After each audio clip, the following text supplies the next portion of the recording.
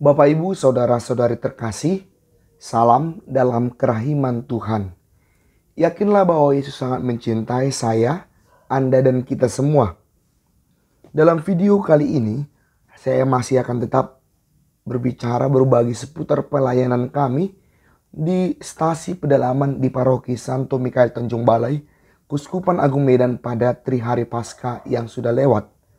Sebagaimana saya sebutkan dalam video sebelumnya, pengalaman di tempat itu memberikan kesan yang luar biasa bagi kami.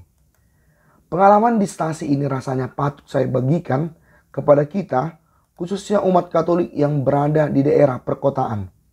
Di mana di daerah perkotaan, biasanya Anda begitu rutin menerima pelayanan dari para imam, dari para pastor, karena lokasi rumah kita sangat dekat dengan tempat tinggal para pastor, yaitu di pastoran paroki. Bapak Ibu saudara-saudari terkasih, bersyukurlah karena Anda boleh mengalami nikmatnya pelayanan para gembala. Nyatanya masih banyak umat Katolik yang begitu jarang mendapat pelayanan imam. Bukan karena para imam malas, namun harus kita sadari bahwa sampai saat ini pun jumlah imam masih sangat jauh dari jumlah umat. Kita masih membutuhkan banyak imam dan para religius yang melayani umat.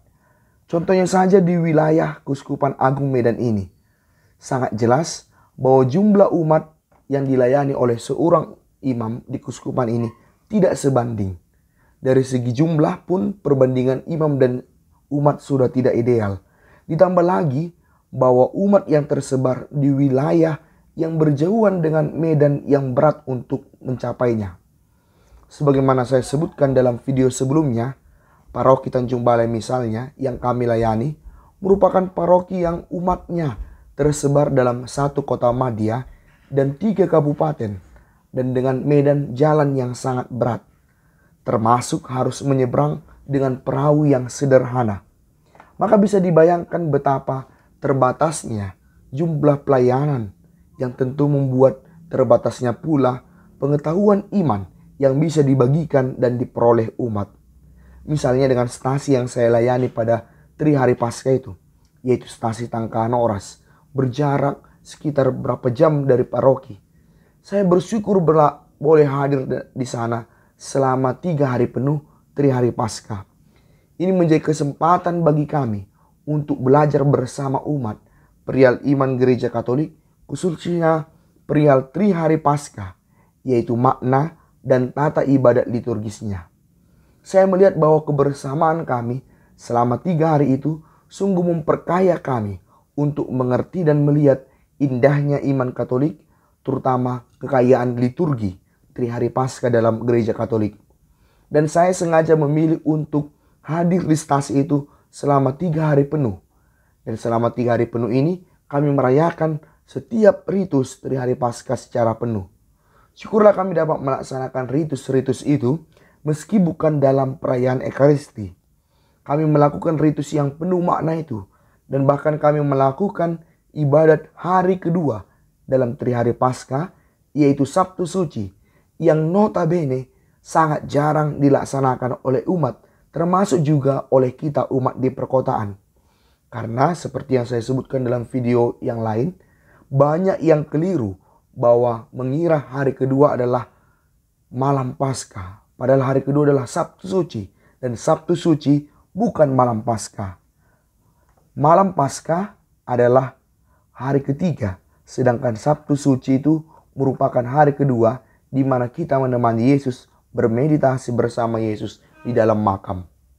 Bapak Ibu saudara-saudari yang berada di kota, mungkin Anda sudah rutin mengerti dan mengikuti apa itu perayaan Kamis Suci, Jumat Suci, malam Paskah dan sebagainya. Tapi sadarlah bahwa banyak umat kita di daerah pedalaman yang belum pernah merayakannya sama sekali dalam sepanjang hidupnya selama ia menjadi Katolik. Hal ini rentan dialami oleh saudara-saudara kita di daerah pedalaman, stasi-stasi kecil. Karena memang jumlah imam untuk memimpin perayaan liturgi, khususnya Trihari Paskah, sangat kurang. Dan alhasil para pastor terpaksa untuk lebih memilih melayani selama Trihari Paskah di stasi yang lebih banyak umatnya.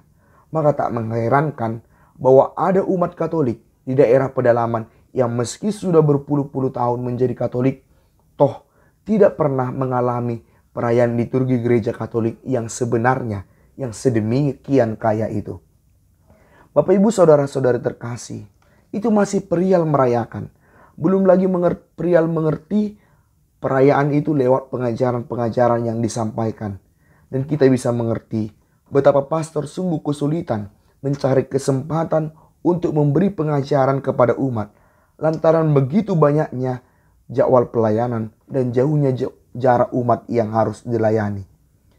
Khususnya Anda yang berada di daerah perkotaan. Semoga sharing saya ini menumbuhkan rasa syukur dalam hati kita. Bahwa dalam arti tertentu kita cukup beruntung boleh mengalami kehadiran dan pelayanan para imam. Kita bisa mengalami perayaan Ekaristi secara rutin, bahkan sering juga dilayani sampai merayakan Ekaristi di rumah kita masing-masing. Patutlah kita bersyukur, apalagi jika membandingkan dengan pengalaman para saudara kita di daerah pedalaman. Dan dalam arti tertentu, sebenarnya kita telah menghina para saudara kita, umat di pedalaman, tatkala kita tidak mensyukuri pengalaman kita di kota ini, menyia-nyiakan kesempatan mengalami pelayanan para imam. Misalnya, tatkala kita justru jarang datang perayaan Ekaristi, padahal saudara-saudara kita di daerah pedalaman masih sangat merindukan perayaan Ekaristi. Karena nyatanya ada umat di daerah pedalaman yang hanya mendapat pelayanan Ekaristi satu kali dalam berbulan-bulan, dalam 3 bulan, atau juga bahkan sekali dalam 6 bulan. Coba bandingkan dengan pengalaman kita, yang walau Ekaristi tersedia di paroki dekat rumah kita setiap hari, namun kita jarang hadir. Atau juga kita menyia-nyiakan sesuatu yang sangat dirindukan oleh banyak umat di daerah pedalaman. Demikianlah katekesi kita dalam video kali ini. Semoga hal ini menggugah hati kita untuk tergerak mensyukuri adanya pelayanan yang memadai di paroki kita masing-masing.